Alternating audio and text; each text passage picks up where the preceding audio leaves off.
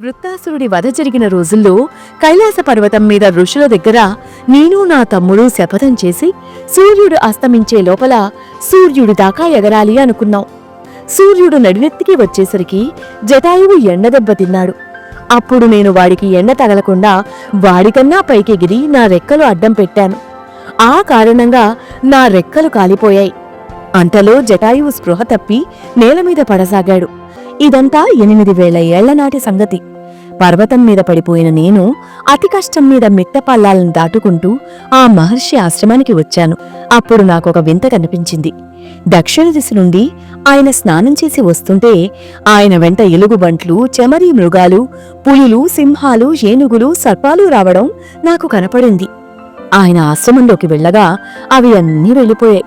లోపలికి పోతూ నన్ను చూసిన నిశాకర మహర్షి కొంతసేపటికి తిరిగి వచ్చి, గద్దలకు రాజులైన ఇతర అన్నదమ్ములను నేను ఎరుగుదును. అందులో నువ్వు పెద్దవాడైన సంపాతివి కదూ, నీ రెక్కలు ఎందుకు పడిపోయాయి? నిన్నెవరైనా శిక్షించారా అని అడిగాడు. నేను ఆ మహర్షికి జరిగిందంతా చెప్పాను. నాకు తమ్ముడి విషయంలో జీవించాలని లేదని, పర్వతం మీద నుంచి దూకి చచ్చిపోతానని అన్నాను. ఆ మహర్షి నాతో, ఎందుకంత నిరాశ?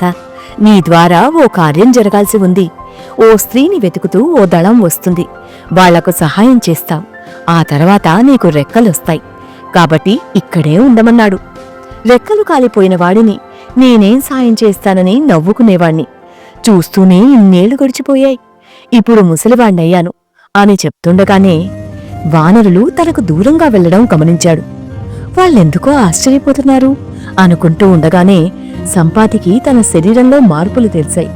వానరులు చూస్తుండగానే వారి కళ్ల ముందు ఓ మహాద్భుతం చోటు చేసుకుంది. సంపాతిపై అప్పటికప్పుడే కొత్తగా రెక్కలు మొలుస్తూ కనిపించాయి.